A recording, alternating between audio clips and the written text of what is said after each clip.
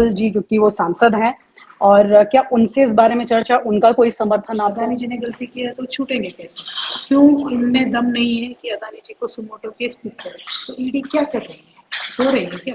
की तरफ से स्मृति जी को हम रिक्वेस्ट करते हैं। तो क्या बीजेपी इस वक्त घिर जाएगी विपक्ष के उन वार से जो कि लगातार उन पर होने जा रहे हैं? हमारे साथ इस वक्त तेलंगाना के मुख्यमंत्री की बेटी और विधान परिषद के सदस्य कविता जी हैं।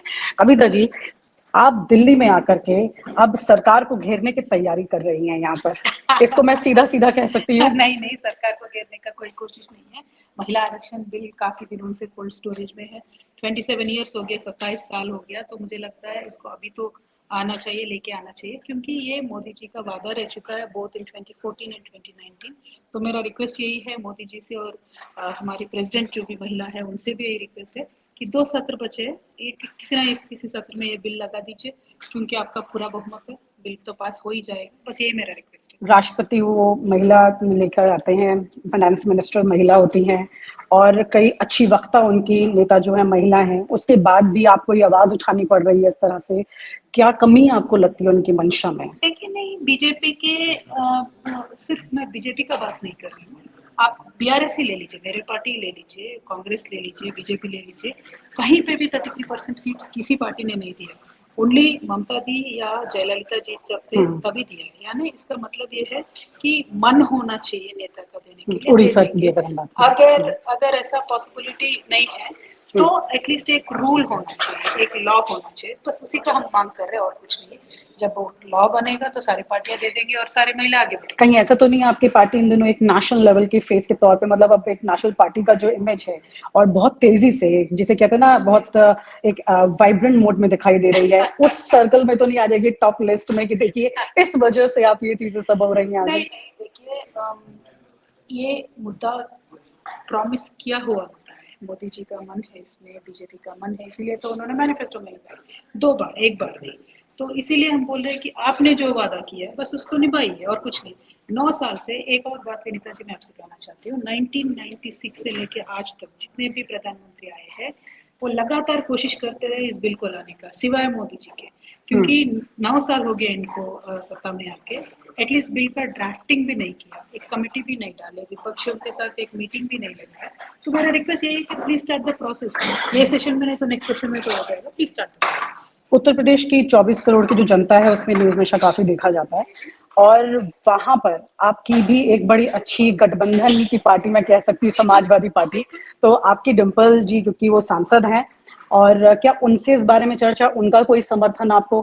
क्योंकि अखिलेश जी अभी कुछ वक्त पहले होकर भी आए हैं तेलंगाना, बुलाया था। समाजवादी पार्टी की तरफ से पूजा शुक्ला जी शायद आ रही है हमारे पास। Okay. हमने सारे पार्टी से इतना ही मांग किया था कि आपके रिप्रेजेंटेटिव भेज दे, आपके जो भी है इश्यूज, जैसे अगर समाजवादी पार्टी को लगता है कि कोटे में कोटा होना चाहिए, मैं भी वही बोलती हूँ, कोटे में कोटा होना चाहिए, ओबीसी का जनगणना होना चाहिए, इन सारे मुद्दों पर डिस्कशन होना चाहिए। लेकिन प्रॉब्लम ये है कि बिकॉज ये सारे मुद्दे हैं इसलिए आरक्षण का बिल को ड्राफ्ट ही नहीं करना, ऐसा तो नहीं होना चाहिए।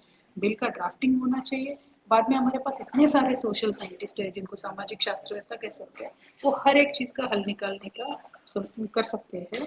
तो प्रोसेस तो शुरू करें, बस इतना ही। इस पे टाइमिंग को कैसे देखेंगे, क्योंकि जांच एजेंसियों की कॉल आपके पास भी आ गई है अब, क्योंकि जिस दिन विपक्ष ने चिट्ठी दी इस बात को लेकर कि एजेंसियों का इस तरह से इस्तेमाल हो रहा है, गलत इस्तेमाल हो रहा है, तो उसी के दूसरे दिन राबड़ी देवी जो है उनके वहां पर रेड हो जाती है, और अब आपको भी घेरने की कोशिशें चल रही हैं, ऑलरेडी दिल्ली में ये चीजें हो रही हैं, तो इसको आप कैसे देखते हो कि ये टाइमिंग सारी मिला करके कैसे देखेंगे इसको? देखिए, अनफॉर्चुनेटली आज जांच एजेंसियां कोई भी फ्री नहीं है, वो अपने आप में स्वतंत्र नहीं है, वो बिल्कुल ही controlled by the ruling party है। वो अनफॉर्चुनेट है, क्योंकि ऐसा नहीं है कि अभी मैं विपक्ष में हूँ, मेरे ऊपर कुछ एलिगेशंस लगा रहे, ऐसी बात नहीं है, मुझे नहीं, पूरे हर एक स्टेट में जहाँ पे भी बीजेपी के अपोजिट जो आवाज उठाते हैं उनको स्कटल करने के लिए, उनकी आवाज को दबाए रखने के लिए जांच एजेंसियां यूज कर रहे हैं। तो this is what we condemn, ये नहीं होना चाहिए, because it is not good. आज नेता पे करेंगे, कल जनता पे करेंगे, ये तो यहाँ नहीं रुकेगा ना। तो पहले पत्रकारों पे करते थे, पॉलिटिशियंस पे आ गए, कल जनता पे आ जाएंगे। तो इसलिए मेरा रिक्वेस्ट जनता से ये है, उत्तर प्रदेश की जनता से खासकर ये है, क्योंकि बहुत सारे इनकलाब हमने देखे उत्तर प्रदेश से शुरू होते हैं, अच्छी जनता है, बहुत पॉलिटिक्स समझने वाली जनता है। तो मैं उनसे एक ही अनुरोध करूंगी, एक ही बात अनुरोध करूंगी, जांच एजेंसी जो भी है वो एक तरफा ना देखे, सत्ता पक्ष की तरफ भी देखे। कल बेंगलुरु में 8 करोड़ मिले हैं एक एमएलए के घर में, बीजेपी के एमएलए के घर में, तो ईडी कहाँ गए उस समय में? वेकेशन पे चले गए क्या? तो वो सोचना चाहिए जनता को। ठीक है, अगर कविता ने गलती की है तो हम केस करेंगे, लेकिन बीजेपी वाले गलती करेंगे तो वो छूट कैसे हो सकते हैं? अदानी जी ने गलती किया तो छूटेंगे कैसे? क्यों इनमें दम नहीं है कि अदानी जी को सुमोटो केस पुट करें?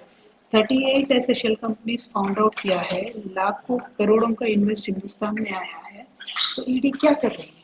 सो रही है क्या? बस यही मैं पूछना चाहती हूँ। ये महिला रिजर्वेशन की जो आप बात कर रही हैं, उसमें इस वक्त जो आपका एंगर है एक महिला का, और मैं इसको किस तरह से देखूं कि मतलब ये सिर्फ एक सरकार जो कर रही है उससे बचाव के लिए, या फिर एक महिलाएं जो हैं अब देश में, क्योंकि 33% की बात भी कर रहे हैं, तो उसके हिसाब से वो चीजें इस वक्त जस्टिफाइड हो रही हैं कि नहीं?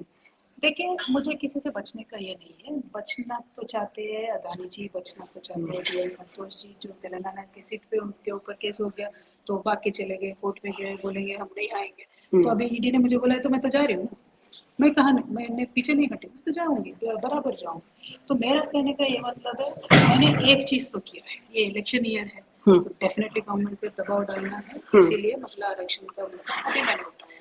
लेकिन लगातार जब भी मौका मिला पार्लियामेंट में, बाहर, हर एक मंच में महिला आरक्षण का बिल का मुद्दा मैंने उठाया है, लेकिन एक्शन कहीं नहीं हुआ है। ऑन द ग्राउंड किसी को जोड़ने का काम किसी पार्टी ने कभी नहीं किया, तो वो आज स्टेप में नहीं लेगी। कविता जी, मैं आपसे मिली हूँ, उससे पहले मेरे को आपके बारे में जो जानकारी मिली हुई है कि आप महिलाओं के साथ बहुत ज्यादा उनके पक्ष की बात भी करती हैं, तो क्या बीजेपी में ऐसी महिलाएं आपको नहीं दिखाई दे रही हैं जो महिलाओं के लिए थोड़ी चिंता ज्यादा करें, और जो आवाज आप उठा रहे हैं उसमें भी कल आके शामिल हो जाए आपके साथ? Good question, but I don't know whom to invite। आप बताइए कोई है? अगर स्मृति जी तो बहुत मतलब बात कर रही थी, तो कम से कम उनको इन्विटेशन भेजिए, वो आपको ईडी का इन्विटेशन अगर आता है तो बात है। भेजेंगे न्यूज़ नशा की तरफ से। स्मृति जी को हम रिक्वेस्ट करते हैं, कल हम जंतर मंतर पे धरना दे रहे हैं, स्मृति जी आप भी आइए, महिला आरक्षण के बारे में बोलिए, आपकी गवर्नमेंट को भी समझाइए। 2 और सत्र बचे हैं, 2 और सत्र में किसी ना किसी एक सत्र में बिल पेश कर दीजिए। चलो, महिलाओं की बात है, महिलाओं की बात माननी चाहिए, महिलाओं के लिए माननी चाहिए, क्योंकि जाहिर सी बात है इसमें सीधी सीधी मंशा है, जहाँ पर राजनीति है वो अलग है, लेकिन जहाँ महिला की बात है वहाँ मैं भी साथ में हूँ। और आप हमसे जुड़े रहने के लिए सब्सक्राइब करें YouTube पर, फॉलो करें Twitter पर और लाइक करें Facebook पर, और ज्यादा जानकारी के लिए आपको टाइप करना होगा सिर्फ न्यूज़ नशा।